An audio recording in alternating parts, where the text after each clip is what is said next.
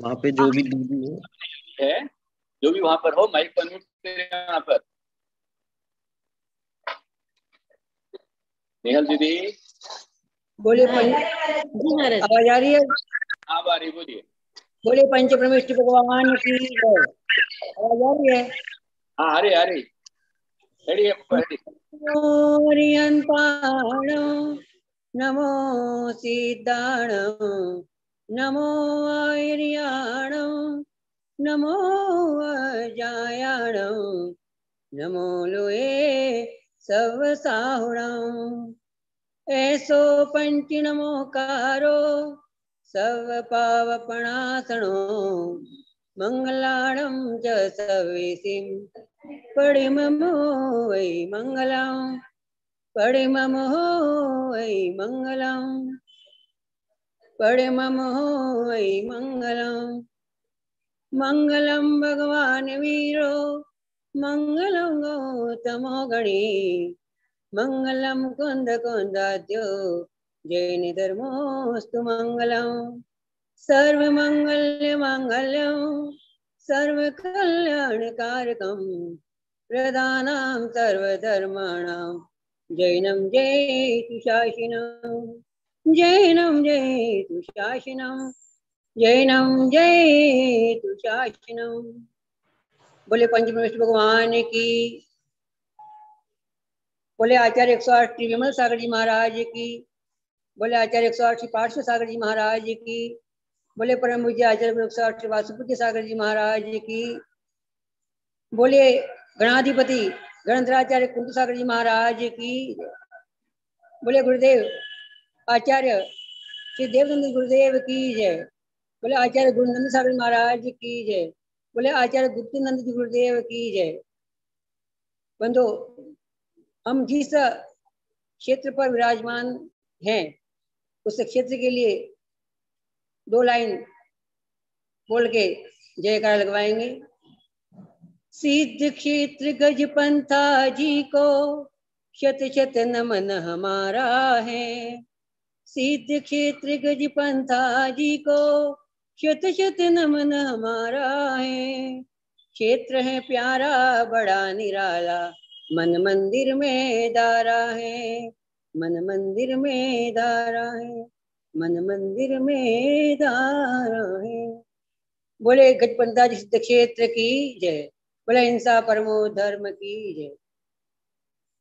बंधु,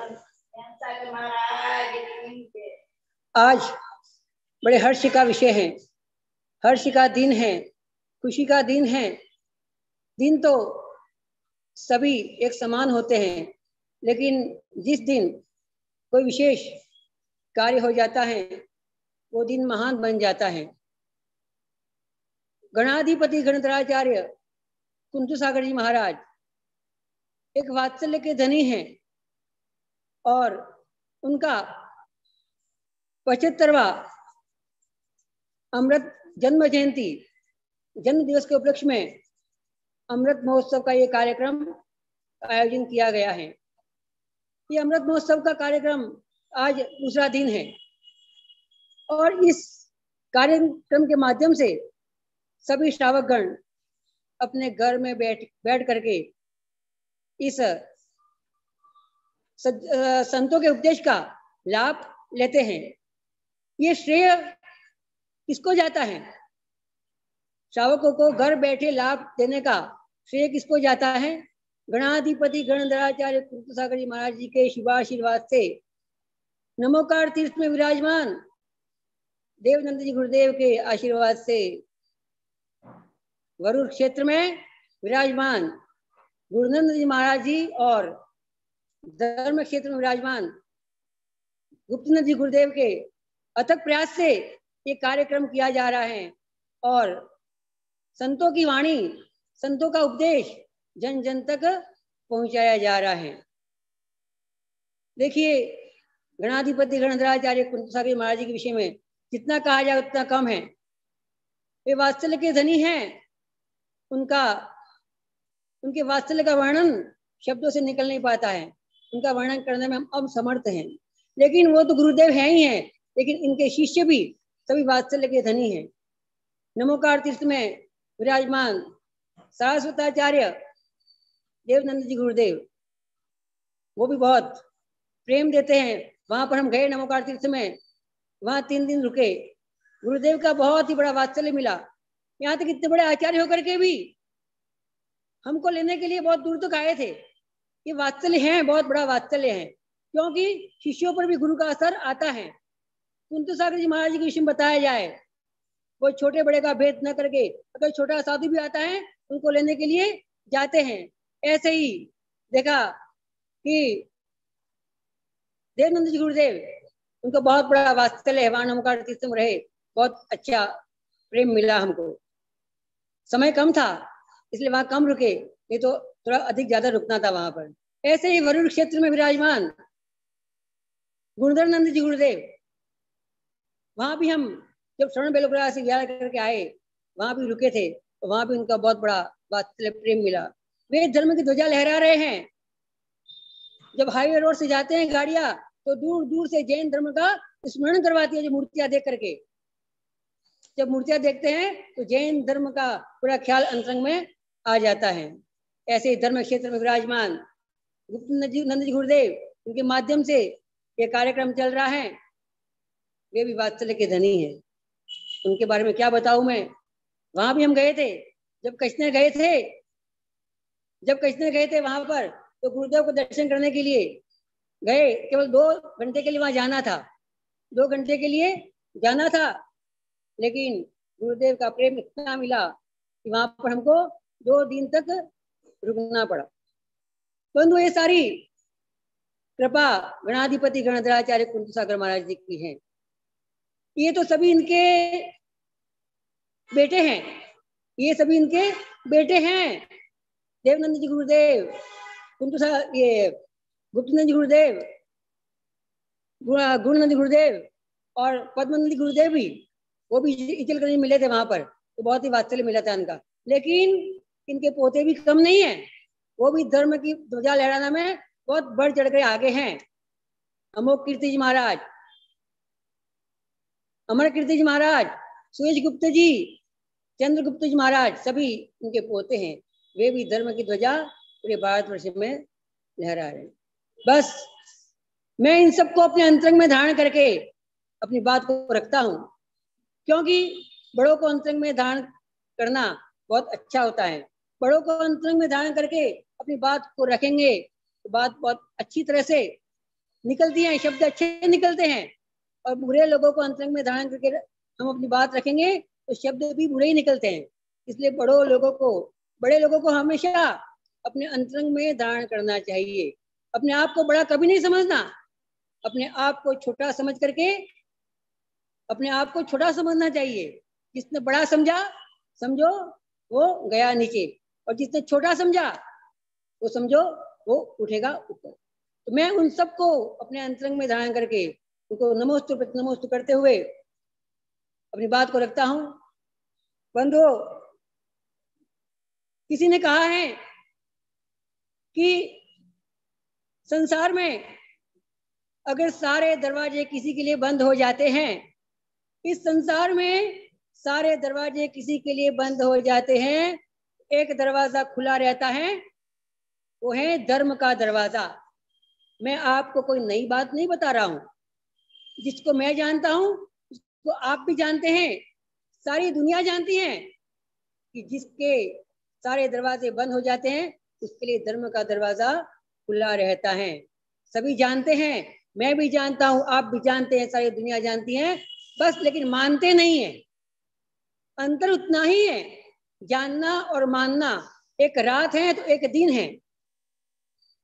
बंधु, धर्म के बारे में केवल जानने से काम नहीं चलेगा, केवल मानने से काम नहीं चलेगा, और केवल जीवन में उतारने से काम नहीं चलेगा। तीनों की एकाग्रता होगी, जानना, मानना और जीवन में उतारना, तभी हम धर्म के कार्य में आगे कदम रख पाएंगे। कहते हैं कि भोजन करने से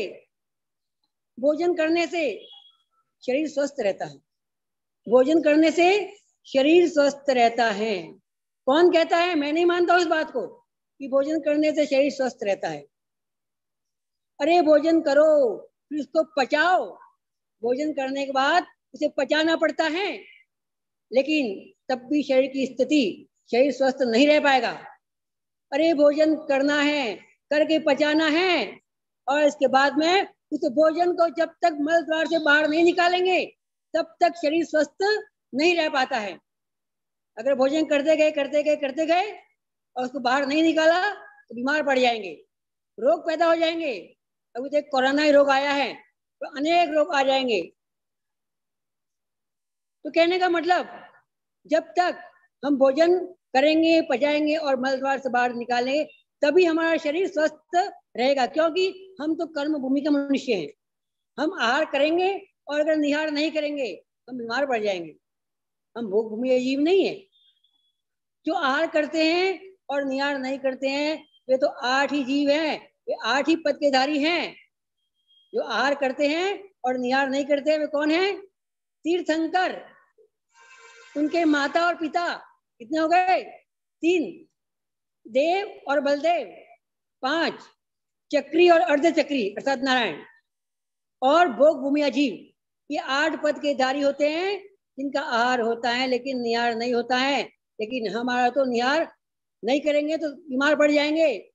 इस शरीर में कितने रोग होते हैं, न जाने कौन रोग कब उत्पन्न हो जाए। 5,68,99,000 और 584 रोगों का यह शरीर है, वो खजाना है। एक अंगुल में 96 रोग होते हैं, न जाने कौन सा रोग कब पैदा हो जाए।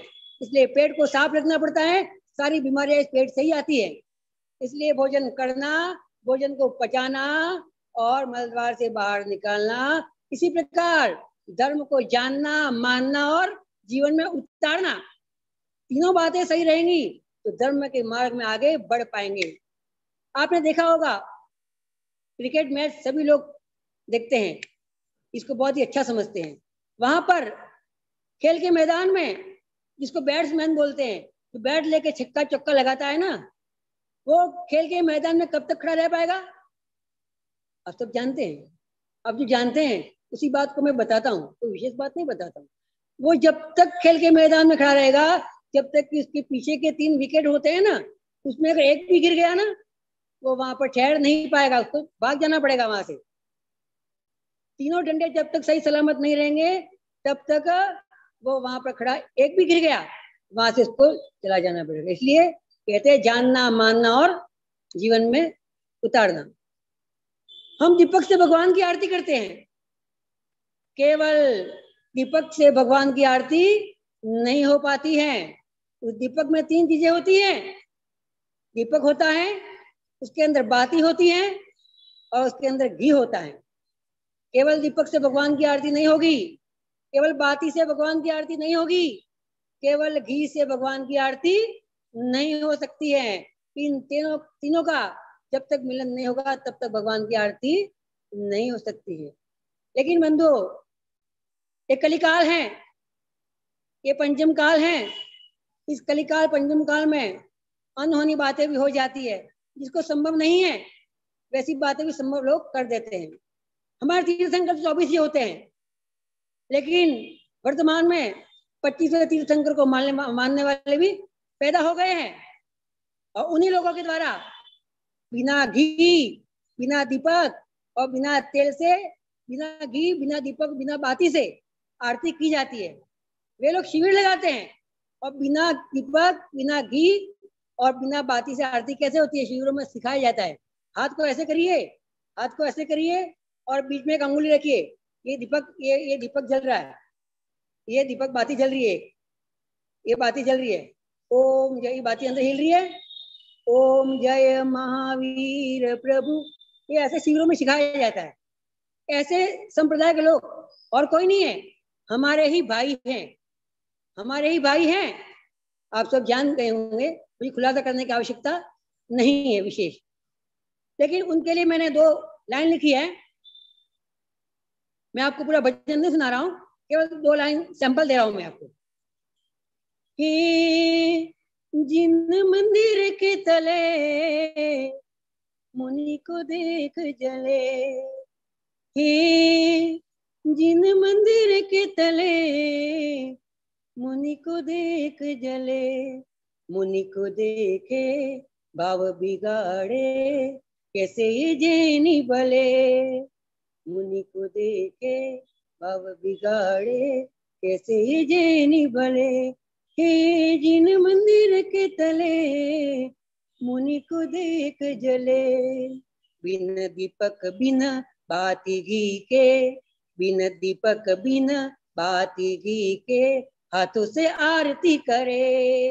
ओम जय महावीर प्रभु, ओम जय महावीर प्रभु। तो बंधु, ऐसे आरती नहीं होती है, लेकिन वर्तमान में जो असंभव बात है उसको भी संभव कर देते हैं। तो बंधु, बताया कि जिस प्रकार बाती, दीपक और घी तीनों का मिलन होगा तभी भगवान की आरती कर पाएंगे, तभी दीपक जल सकता है। उसी प्रकार धर्म को मानना, जानना और जीवन में उतारना, इन तीन उदाहरण के माध्यम से मैं आपको यही समझाना चाहता हूँ, जब तक हम धर्म को जानेंगे नहीं, मानेंगे नहीं और जीवन में उतारेंगे नहीं, तब तक हम धर्म के में आगे कदम नहीं बढ़ा पाएंगे। देखिए, जानना, मानना और जीवन में उतारना, इसके साथ में बीच में अगर कहीं अहम भाव आ गया तो काम नहीं चल पाएगा। अज्ञानता आ गई तो भी काम नहीं चल पाएगा। ध्यान देना, अगर आपने धर्म को जान लिया, अहम भाव बीच में आ गया, आपका काम नहीं बन पाएगा। धर्म को मान लिया, अहंकार अंदर आ गया तो काम नहीं बन पाएगा। धर्म को जीवन में उतार लिया, अहंकार बीच में आ गया तो काम नहीं बन पाएगा। और बीच में अज्ञानता भी अगर आ गई तो काम नहीं बन पाएगा। बंधु, कहते हैं एक नगर में संत का आगमन हुआ, एक नगर में संत का आगमन हुआ। संत ने नगरवासियों से पूछा, संत ने नगरवासियों से पूछा, आप धर्म के बारे में जानते हो या मानते हो? तब सभी ने एक साथ उत्तर दिया, हम धर्म को जानते भी हैं और मानते भी हैं। संत ने सोचा, ये तो इनका अहंकार बुलवा रहा है, इनका घमंड बुलवा रहा है, मुझे यहाँ रहने की आवश्यकता नहीं है, मैं तो जा रहा हूँ। लेकिन अर्जुन मिन्नत के बाद भी गुरुदेव को रोका गया। अगले दिन फिर पूछा, आप धर्म के बारे में जानते हो या मानते हो? सभी ने कहा, हम धर्म के बारे में जानते भी नहीं है और मानते भी नहीं है। गुरुदेव ने सोचा, ये तो इनका अज्ञानता बुलवा रही है, ऐसे अज्ञानियों के बीच में रहने से मुझे क्या फायदा, मैं तो चला। फिर विनय किया गया, गुरुदेव रुक गए। अगले दिन फिर पूछा गया, आप धर्म के बारे में जानते हो या मानते हो? सभी ने बोला, हम जानते हैं लेकिन मानते नहीं है। गुरुदेव ने कहा, यार रुकने से क्या फायदा, मुझे नहीं रुकना। अगले दिन फिर पूछा गया, आप धर्म के बारे में जानते हो या मानते हो? सभी ने बहुत सोच समझ करके कहा, हे गुरुदेव, हम हाथ जोड़ के विनती करते हैं, हम धर्म के बारे में कुछ जानते नहीं है लेकिन मानते जरूर हैं। तब गुरुदेव को लगा इनका विनय है, अब ये कुछ भी नहीं जानते हैं ना, तो इनको कुछ बताया जाएगा।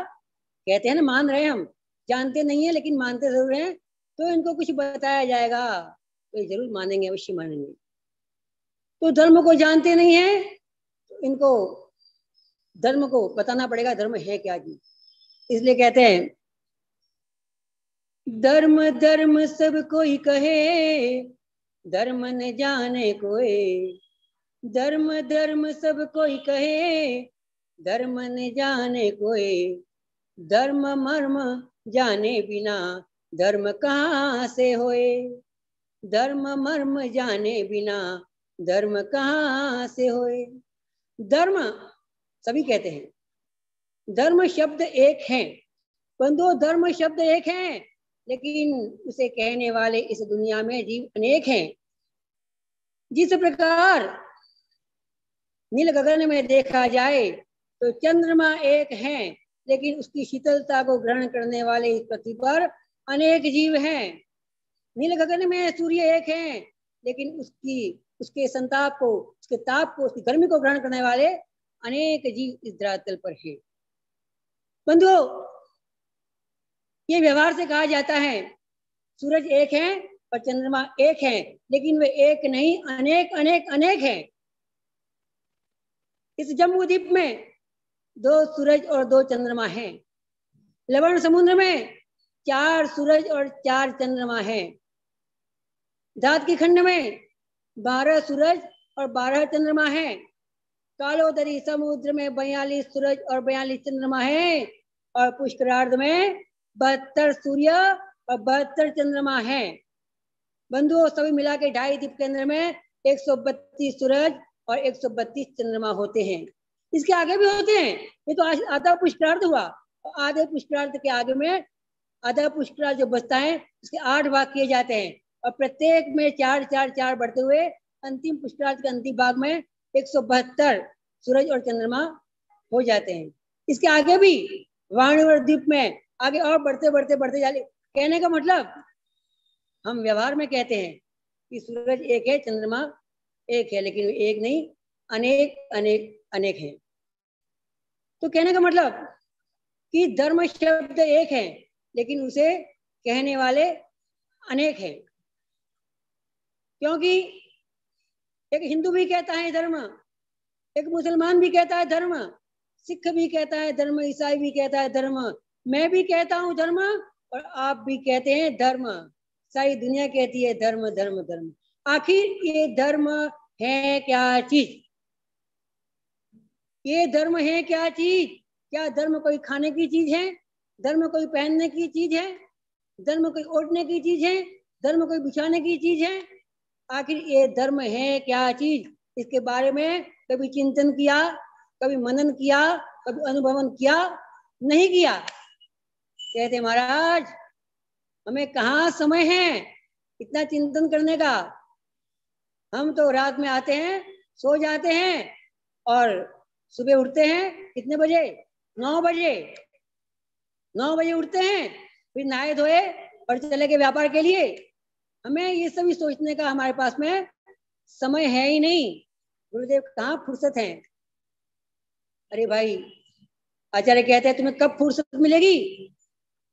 जब आंख बंद हो जाएगी तब फुर्सत मिलेगी क्या? कहते हैं कि कितना तुम जोर जोर रखोगे इस धन कमाने के चक्कर में, कब तक समय व्यर्थ गवाओगे? नहीं है फुर्सत आप लोगों को, लेकिन थोड़ा समय निकालना चाहिए। कहता है भक्त महाराज, ये समय तो आपके ही पास में ही है। आप इसके बारे में चिंतन कर सकते हैं कि धर्म किसे कहते हैं, धर्म क्या होता है, आप ही इसे बता सकते हैं। तो बंधु कहते हैं कि धर्म क्या है? धर्म न खाने की चीज है, न पहनने की चीज है, न ओढ़ने की चीज है, न बिछाने की चीज है। धर्म है वो धारण करने की चीज है। धर्म क्या है? धारण करने की चीज है। कहा है? धारण करे सो धर्म है, धारण करे सो धर्म है, वरना कोरी बात। धारण करे सो धर्म है, वरना कोरी बात। सूरज निकले तब अधीन है, वरना कोरी रात। जो धारण करता है वही धर्म कहलाता है। धारण नहीं किया वो धर्म नहीं है। धर्म जो धारण करे, धर्म जो धारण करे वही एक आबाद है। जीवन में धर्म नहीं तो जिंदगी तेरी बर्बाद है। इसलिए धर्म को धारण करना है। धर्म पर आए हुए संकट को एकजुट होकर के हमें उसका सामना करना है, उस संकट को दूर भगाना है। वर्तमान में आपने देखा ना कि अभी अनूप मंडल के द्वारा दिगंबर साधुओं पर कितना घोर आक्षेप लगाया जा रहा है, तो संभव ही नहीं है। साधु एक चीटी की रक्षा करता है। पूरे जैन धर्म, साधु क्या, पूरे जैन धर्म पर आक्षेप लगाया जा रहा है कि ये बीमारी ले आए, ये वो लाए वो लाए, लेकिन बहुत गलत बात है। लेकिन इनको सब एकजुट होकर के अपन को सामना करना है। हमको हिंसा नहीं करनी है, किसी को मारना नहीं है, लेकिन हमें अपनी एकता का परिचय देना है और हमें प्रेम से इस विवाद को निपटाना है। टाइम तो पूरा हो रहा है। मैं धर्म के बारे में बता रहा था कि इस धर्म को हमें ग्रहण करना है, तो जो धारण करता है वही धर्म है। तो हमें धारण कैसे करना है, मैं 2 लाइन बोल करके इसको पूरा करता हूँ। फिर एक छोटा सा भजन तैयार किया है अनूप मंडल वाला, टाइम ज्यादा हो रहा है, लेकिन मैं सुनाऊंगा। ये अभी जो साधुओं पर आक्षेप लगाया है, अपने जैन धर्म पर आक्षेप लगाया गया है, इसके लिए 2 भजन तैयार किया, लेकिन ये भजन आपको 2 मिनट का भजन है, मैं अवश्य सुनाऊंगा, जरूर आप सुन लेना। तो मैं धर्म के बारे में बता रहा था, तो चल आजा रे भैया पकड़ ले धर्म की नैया, चल आजा रे भैया, नहीं है कोई तेरा तो किसको कहता है मेरा, चल आजा रे भैया, चल आजा रे भैया। बंधुओं, इस विवचन को, इस प्रवचन को मैं आगे बढ़ा करके यहीं पर समाप्त करता हूँ। आचार्य भगवान कहते हैं कि भाई तू धर्म को धारण कर ले और धर्म की नाव पर पैर रख दे। धर्म की नाव पर जब तक पैर नहीं रखेगा तब तक तू धर्म को धारण नहीं कर पाएगा। तो हम सबको धर्म की नाव पर पैर रखना है, और ये धर्म की नाव पर पैर रखवाने के लिए हमारे सहायक कौन है? हमारे गुरुदेव ही सहायक है, गुरुदेव ही सहायक है। और ये जो लाभ हम लोग ले रहे हैं वर्तमान में, ये सब कृपा किसकी है? गणाधिपति गणधराचार्य कुलपति सागर जी महाराज, आचार्य देवनंद जी गुरुदेव, आचार्य गुरुधर जी गुरुदेव, आचार्य गुप्त नंद जी गुरुदेव, ये सभी इनके धर्म प्रभावक शिष्य हैं। इन्हीं के माध्यम से हमें घर बैठे ये धर्म का उपदेश, धर्मोपदेश का लाभ मिल रहा है। अब मैं प्रवचन को आगे न बढ़ाकर, तो 9:30 पूरे बज चुके मेरे घड़ी में, राइट। अब मैं 2 मिनट आपका एक्स्ट्रा ले रहा हूँ। तो पहले से क्षमा याचना करता सबसे, तो टाइम सबका होता है। कहते हैं कि भूख लगे भोजन करे, भूख लगे भोजन करे, प्यास लगे पानी पिए, करे काम समय पे वे नर, वे 125 बरस जिए। समय से हर काम होना चाहिए। मैं प्रवचन अपना पूरा कर रहा हूँ, 9:30 बज चुका है। बस भजन आपको 2 मिनट में सुनाता हूँ। वो अभी हमारे धर्म पर संकट आया है, इसलिए मैं भजन सुनाना चाहता हूँ आपको, आप बड़ा ध्यान से सुनेंगे। बोलिए पंच परमेश्वर भगवान की जय। जैन धर्म को हिंसावादी जो बतलाता है, जैन धर्म को हिंसावादी जो बतलाता है, प्रेम से रहना आपस में उसको न सुहाता है। दया धर्म की नींव है जिसमें, दया न धर्म की नींव है जिसकी, जैनी वो होता है। जियो और जीने दो कह के रात में सोता है, जियो और जीने दो कह के रात में सोता है। सोच समझ के बोलो भैया क्यों इल्जाम लगाते हो, संख्या में जैनी थोड़े इसका क्यों लाभ उठाते हो।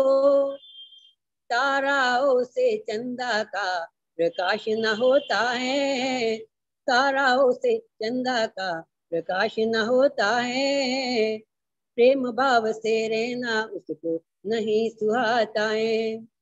चींटी को भी देख बचा के जैन धर्म ये चलते हैं, फिर क्यों हिंसावादी बोल के लोग कुछ ये जलते हैं, फिर क्यों हिंसावादी बोल के लोग कुछ है जलते हैं। दीप अनेकों जलने से सूरज ना होता है, दीप अनेकों जलने से सूरज ना होता है, प्रेम भाव से रहना उसको नहीं सुहाता है। पूर्वाचार्यों की ही वाणी जैन ग्रंथ में लिखी है, पूर्वाचार्यों की ही वाणी जैन ग्रंथ में लिखी है। देश नहीं विदेशों में भी जैन किताबें देखी है, ज्ञानी गुरुवर कह गए सच्चा वो होता है, ज्ञानी गुरुवर कह गए सच्चा वो होता है, प्रेम से रहना आपस में उसको न सुहाता है। किसी के मारे मरे न कोई, कर्मों का सब खेल है, किसी के मारे मरे न कोई, कर्मों का सब खेल है। हिंसा करने वालों से जिन धर्मी के ना मेल है, हिंसा करने वालों का जिन धर्मी से ना मेल है। दया धर्म से एक दिन सबको मोक्ष मिलता है, दया धर्म से एक दिन सबको मोक्ष मिलता है, प्रेम से रहना आपस में उसको न सुहाता है।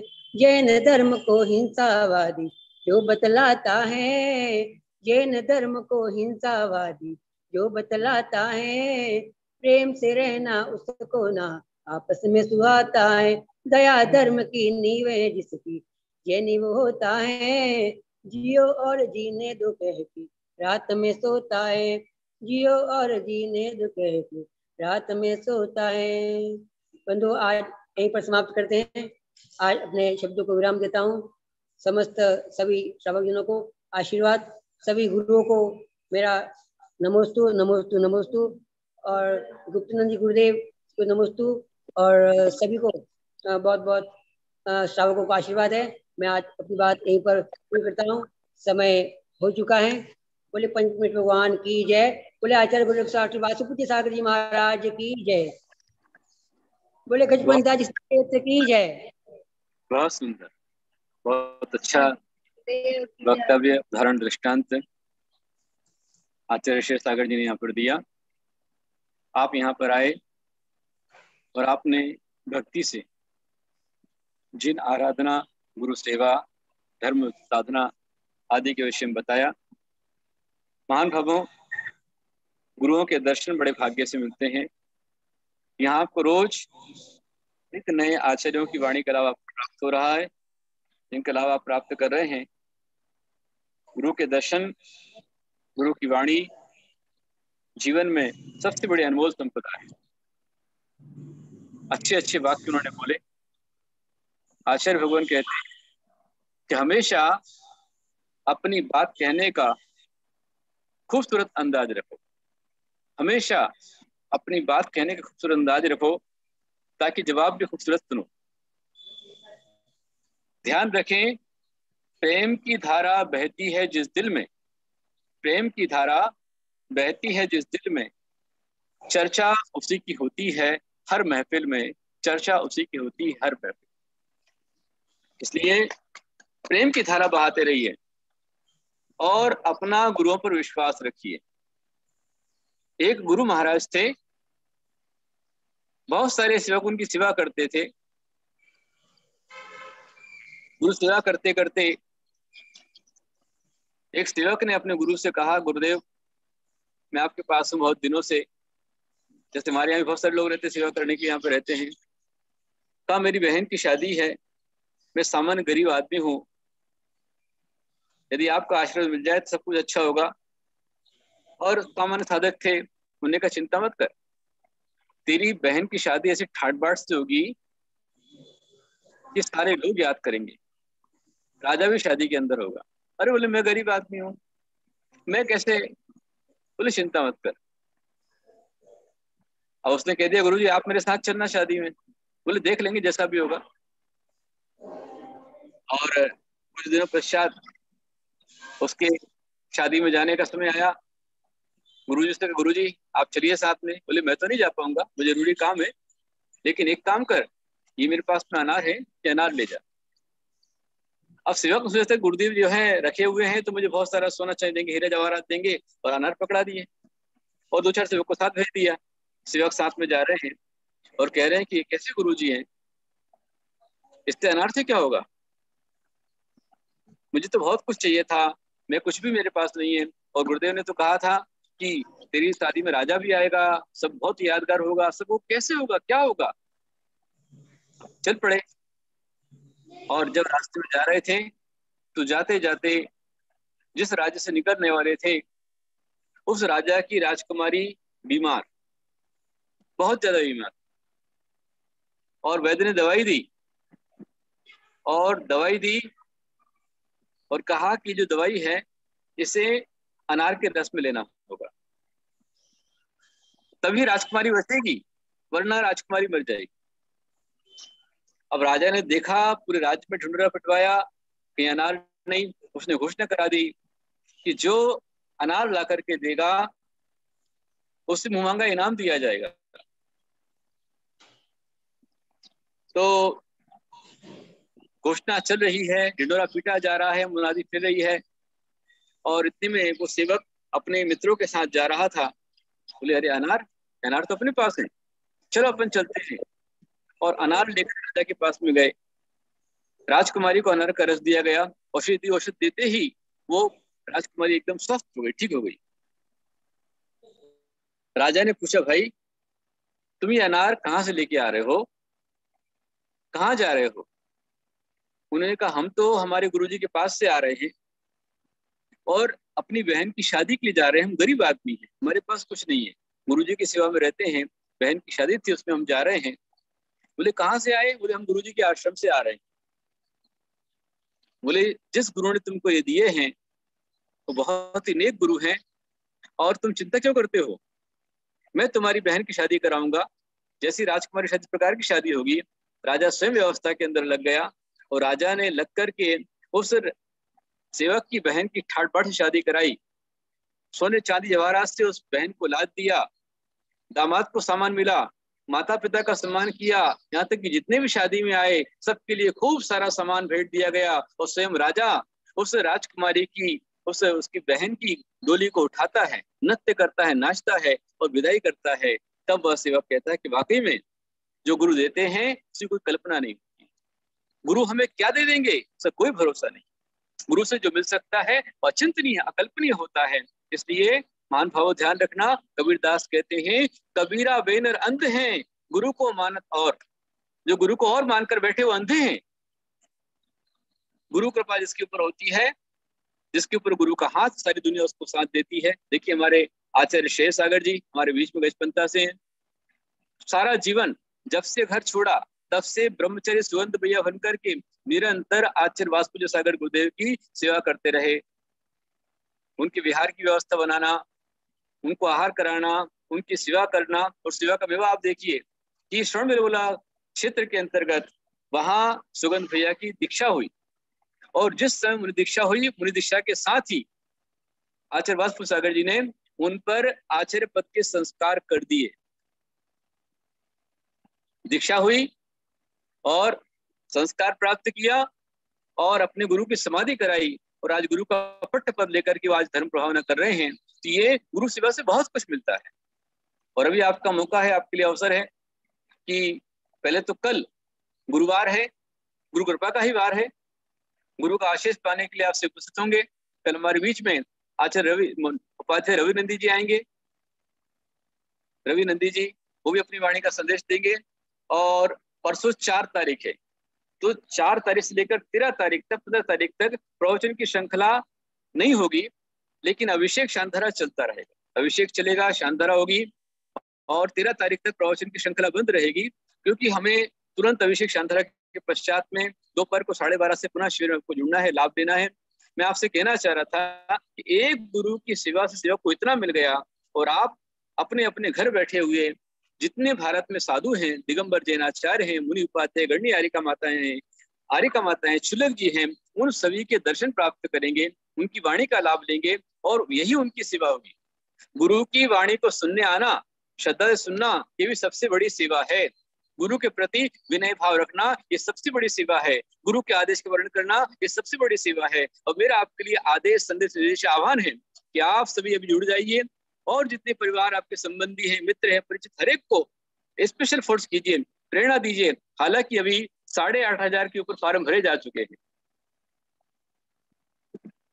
और उम्मीद है हजारों की संख्या में लोग जुड़ेंगे। सभी आचार्यों के आह्वान चल रहे हैं जिनवाणी चैनल पर, सभी अपने आचार्य अपने अपने ढंग से उसका आह्वान कर रहे हैं। मैं भी आपको आह्वान करता हूं कि आप सभी अवश्य में विधान में शिविर के अंदर जुड़े।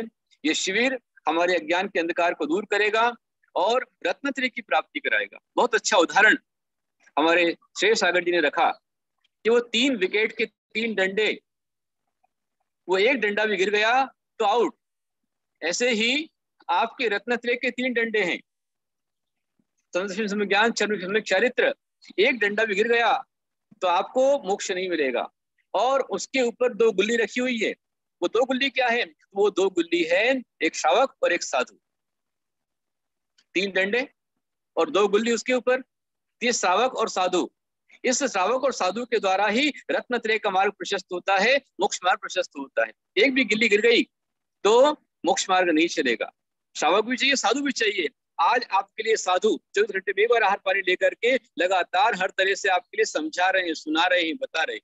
और जो आज बैट कीपर बैट्समैन खड़ा होता है वो बैट्समैन ही होता है जो अपने विकेट को बचाना चाहता है।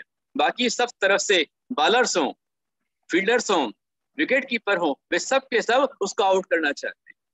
ऐसे ही आपके 4 और आपके 8 कर्म हैं, आपका परिवार है, आपके संबंधी हैं, आपको राग, द्वेष और मोह में आपको आउट करने में लगे हुए हैं। लेकिन जो आत्मा अपने इस बैट्स के माध्यम से उस विकेट को बचाए रखता है, तब तक वो रन बनाता रहता है, सेंचुरी मारता है और विनर होता है। तो अपनी आत्मा के साथ छिपे रत्न प्रकट कीजिए और रत्नत्रय को बचाइए। श्रावक साधु का मार्ग ये होता है जो मोक्ष मार्ग चलाता है। तो हम साधु हैं, आप श्रावक हैं, हम दोनों मिलकर मोक्ष का पथ प्रशस्त करेंगे। इसलिए सभी महानुभाव अपने सारे संबंधियों को प्रेरणा दीजिए, प्रचार प्रसार कीजिए, जोड़ लीजिए, किसी को वंचित मत होने दीजिए।